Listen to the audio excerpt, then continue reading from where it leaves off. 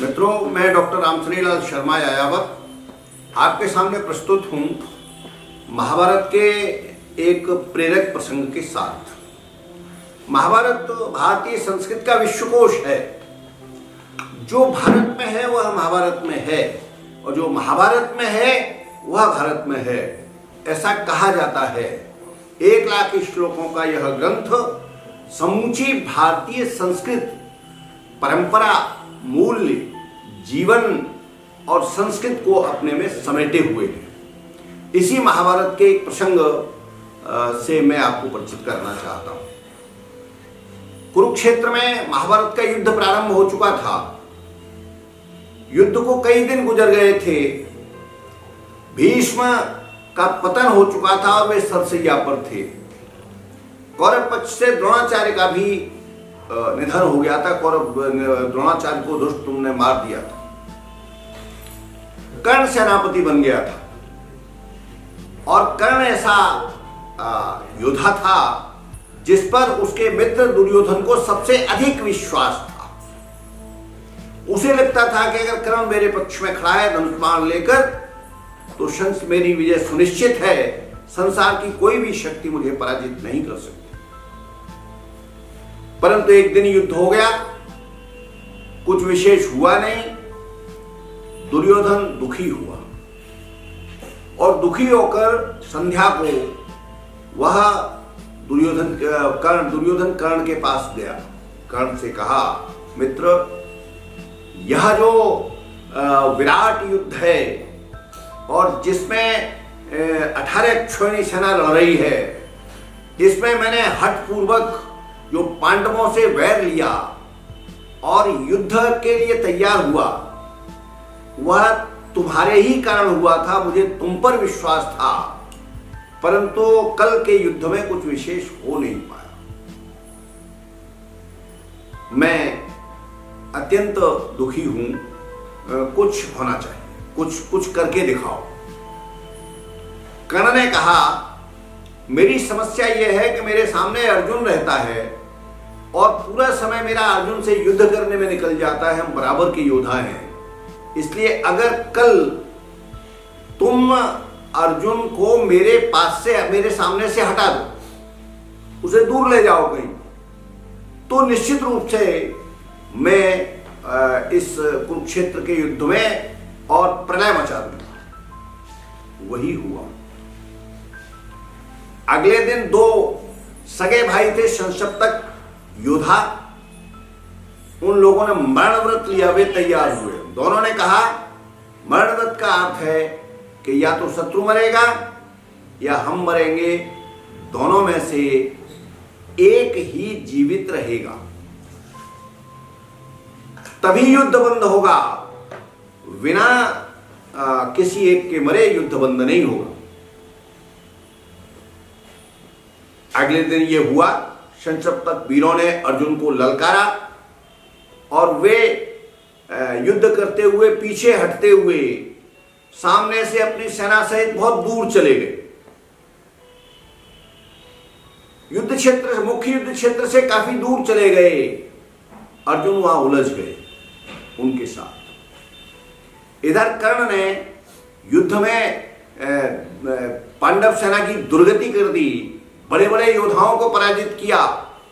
चारों पांडवों को एक एक करके उसने हराया और हराने के बाद बिल्कुल इस स्थिति में पहुंच गया कि उन्हें मार सकता था और फिर उन्हें अपमानित करके छोड़ दिया। युधिष्ठिर को भी ने भी उससे युद्ध किया। भीम भी उसके सामने मरणासन स्थिति में पहुंच गया और उसे गालियां देकर और अपमानित करके कर्ण ने भगा दिया। और इसके बाद युधिष्ठिर से युद्ध किया। युधिष्ठिर भी उनके सामने बिल्कुल घायल हो गए और बुरी स्थिति में पहुंच गए और कर्ण ने उसको बहुत बुरा भला कहा। कर्ण ने कहा, बड़ा योद्धा बना करता है, महाराज बनेगा, सेना लेकर आया था लड़ने के लिए, जा भाग जा, मैं तुझे प्राणदंड नहीं दे रहा।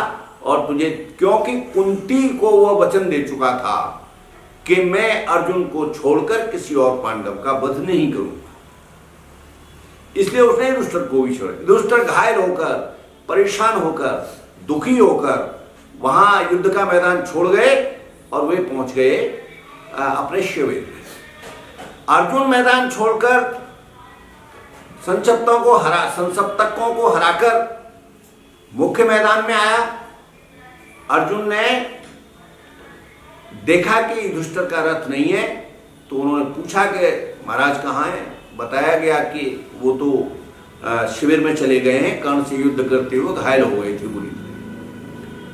तो श्री कृष्ण से अर्जुन ने कहा कि महाराज रथ जो है आप वहां ले चलिए, महाराज के हालचाल पूछ लें तब युद्ध करेंगे।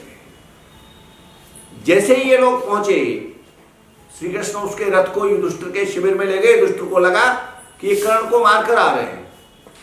उसने आते कहा, भैया बहुत अच्छा किया, कर्ण बड़ा दुष्ट था, तुमने उसको मार दिया युद्ध के मैदान में, ये बहुत अच्छा है। तो अर्जुन ने कहा कि महाराज मैंने कर्ण को भी कहां मारा है, मैं तो संसप्तकों को मारकर और वहां से लौटकर आया था। आपका रथ नहीं दिखाई पड़ा, आप यहां नहीं दिखे, तो फिर मैं आपका हालचाल लेने चलाया। ठीक तो है। युधिष्ठिर को पहले से ही दुखी थे, घायल थे, कर्ण से परेशान थे, इसलिए उन्होंने अर्जुन को बुरा भला कहना शुरू किया। तुम बड़े बड़े वीर बने फिरते हो, लिए फिरते हो गांडीव, और जाने कहते हो संसार के सर्वश्रेष्ठ योद्धा हो, तुमने कर्ण को मारा नहीं, धिक्कार है तुम्हें और धिक्कार है तुम्हारे गांडीव को। अब अर्जुन की प्रतिज्ञा थी कि गांडीव को जो भी, मेरे गांडीव को जो भी बुरा भला कहेगा मैं उसको मार दूंगा, उसका वध कर दूंगा। अब उसने तलवार निकालना शुरू किया। श्री कृष्ण केवल रथ के सारथी नहीं थे, पांडवों के पूरे नीति नियंता थे। श्री कृष्ण समझ गए।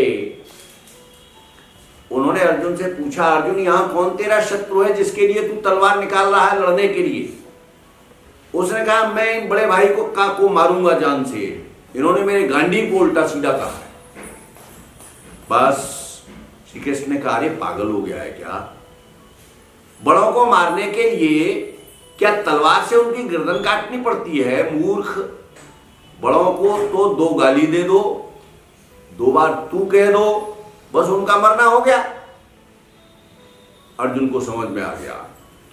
उसने युधिष्ठिर को उल्टा सीधा कहना शुरू किया, गालियां देना शुरू किया। अर्जुन ने युधिष्ठिर को तमाम बुरा भला कह लिया। कहा, तुम्हारे कारण तुमने जुआ खेला, तुमने द्रौपदी को दांव पर लगाया, तुम्हारे कारण हमें वनवास भोगना पड़ा, तुम्हारे कारण ये 18 अक्षौहिणी सेना युद्ध में खड़ी हुई है, तुझसे ज्यादा दुष्ट तो दूसरा कोई भाई हो ही नहीं सकता। अब अर्जुन ने ये सब निकाल लिया और युधिष्ठिर चुपचाप खड़े रहे। तो अर्जुन को पश्चाताप हुआ। उसने कहा, मैंने बहुत ज्यादा कह दिया बड़े भाई से, और ये बड़े भाई तो पिता के समान होते हैं। और उसने कहा कि अब मैं आत्महत्या करूंगा इसके पश्चाताप के लिए, और उसने तलवार निकालना शुरू कर दिया। श्री कृष्ण देख रहे थे, सब कुछ समझ रहे थे। उन्होंने कहा, अर्जुन अब क्या समस्या है, अब क्यों तलवार निकाल रहा है? बोले, मैं आत्मघात करूंगा, आत्महत्या करूंगा, क्योंकि मैंने बड़े भाई का अपमान किया है जो पिता के समान होते हैं। तो उन्होंने कहा, अरे मूर्ख है, आत्महत्या करने के लिए तलवार से अपनी गर्दन काटने या तलवार पेट में भौंकने की जरूरत थोड़ी है। आत्महत्या करने का मतलब है तुम अपनी प्रशंसा करना शुरू कर दो। जो आदमी अपनी तारीफ करता है वो मरा हुआ है।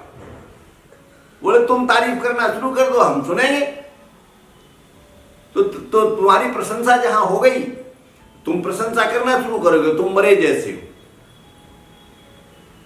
अर्जुन ने कहा कि नहीं, अब प्रशंसा नहीं करूंगा, और मेरी समझ में आ गया और मैं अपने को ठीक मानता हूं आपकी बात। तो उन्होंने कहा, अच्छा नहीं प्रशंसा कर रहे, तो ऐसा करते हैं कि हम प्रशंसा करते हैं और तुम बैठ के सुनो। अर्जुन ने कहा कि नहीं महाराज, मेरी समझ में आ गया कि क्या अर्थ है, मैं पाप का प्रायश्चित करता हूं, भाई से क्षमा मांगता हूं। ये प्रेरक प्रसंग हमारे जीवन के लिए बहुत महत्वपूर्ण है। मरे व्यक्ति को आत्म प्रशंसा और अपनी प्रशंसा अपने आप नहीं करनी चाहिए। और ये संदेश मिलता है कि जब बहुत अधिक प्रशंसा हो रही हो तो उसे बहुत खुश होकर सुनना भी नहीं चाहिए। अपनी प्रशंसा करना ये आत्महत्या के समान है। धन्यवाद मित्रों।